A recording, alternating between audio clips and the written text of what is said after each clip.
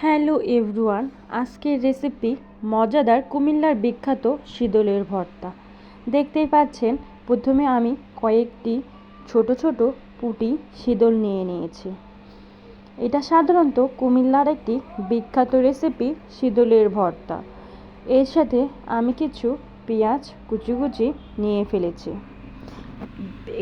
এই ভর্তার মধ্যে যতটা পেঁয়াজ বেশি দেওয়া যায় ততটাই ভর্তাটা মজা হয়। অন্যদিকে দেখতে পাচ্ছেন বেশ কিছু পেঁয়াজ বেটে নিয়েছি, শুকনো লঙ্কা গুঁড়ো এবং হলুদের গুঁড়ো রেডি করে নিয়ে নিয়েছি। আজকের রেসিপির এই কয়েকটি উপকরণ দিয়ে আমি মজাদার একটি ভর্তা বানিয়ে দেখাবো। এখন আমি শীদলগুলোকে সুন্দর করে হালকা উষ্ণ গরম জলের মধ্যে ডুবিয়ে রেখেছি। কিছুক্ষণ পর আমি এগুলোকে সুন্দর করে আঁশগুলোকে ছাড়িয়ে নেব। জলে ডুবিয়ে রাখলে আঁশগুলো ছাড়াতে খুবই সুবিধা হবে এবং তাড়াতাড়ি আঁশগুলো উঠে যাবে। দেখতে পাচ্ছেন আমি কিন্তু শীদলের মাথাগুলো ফেলে দিয়েছি এবং সুন্দর করে আঁশগুলো উঠিয়ে পরিষ্কার করে নিয়ে ফেলেছি। মাথাগুলো দিলে কিন্তু ভর্তাটা একটু তেতো হবে, তাই আমি মাথাটা ফেলে দিয়েছি। বাকি যে অংশগুলো আছে সেগুলো সুন্দর করে ধুয়ে নিয়েছি। অন্যদিকে কড়াইয়ে পরিমাণ মতো তেল গরম করে আমি পরিষ্কার করে রাখা শীদলগুলো সুন্দর করে দিয়ে দিলাম। তারপর পেঁয়াজ কুচিগুলো দিয়ে দেব। তারপর এতে যে আমি মশলা রেখেছিলাম পেঁয়াজ বাটা, শুকনো লঙ্কা গুঁড়ো এবং হলুদের গুঁড়ো, এগুলো আমি একে একে দিয়ে দিলাম কড়াইয়ের মধ্যে ঢেলে। এরপর পরিমাণ মতো জল দিয়ে এখন আমি হালকা পরিমাণে এতে প্রয়োজন মতো লবণ দিয়ে দিলাম। দেওয়ার পর এখন আমি এগুলোকে সুন্দর করে নেড়ে চেড়ে দিচ্ছি। আসলে আপনারা যারা শীদল কিংবা শুটকি খান না, তারা একবার যদি এইভাবে এই রেসিপিটি অনুযায়ী যদি ভর্তা করেন, দেখবেন গরম ভাতের সাথে এই ভর্তাই যথেষ্ট, আর কোনো কিছুর দরকার হবে না। একদম পেট ভরে এক প্লেট ভাত খাওয়ার জন্য এই ভর্তাটাই যথেষ্ট। এখন আমি এটাকে কিছুক্ষণের জন্য ঢেকে দিয়েছি, যাতে করে আমার শীদলটাও সুন্দর করে সিদ্ধ হয় এবং পেঁয়াজটা যে দিয়েছি আমি কুচি করা, সেটাও সুন্দরভাবে যেন সেদ্ধ হয়।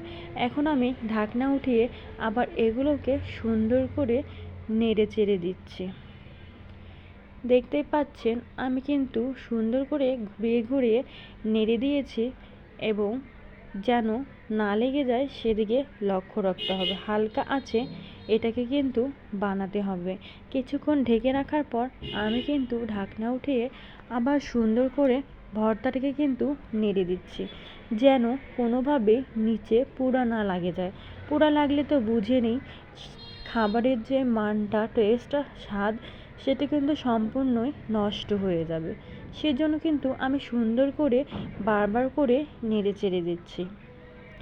যারা আমার চ্যানেলে নতুন এই রেসিপিটি দেখছেন, তারা অবশ্যই চ্যানেলটাকে সাবস্ক্রাইব করে পাশে থাকবেন এবং নিত্য নতুন ভিডিও দেখার জন্য অবশ্যই বেল আইকনটি অন করে দেবেন। এবং ভিডিওটা যদি আপনাদের ভালো লাগে অবশ্যই লাইক, কমেন্ট, শেয়ার করবেন। দেখতেই পাচ্ছেন আমার কিন্তু ভর্তাটা থেকে আস্তে আস্তে কিন্তু জলটা শুকাতে শুরু হয়েছে এবং ভর্তা থেকে তেলটা বের হতে শুরু করেছে। ভর্তার কালারটা কিন্তু চলে এসেছে। এটা কিন্তু একদম মাখা মাখা ভাজা ভাজা টাইপের যখন হয়ে আসবে, তখন কিন্তু এটা কিন্তু খাওয়ার উপযোগী হবে।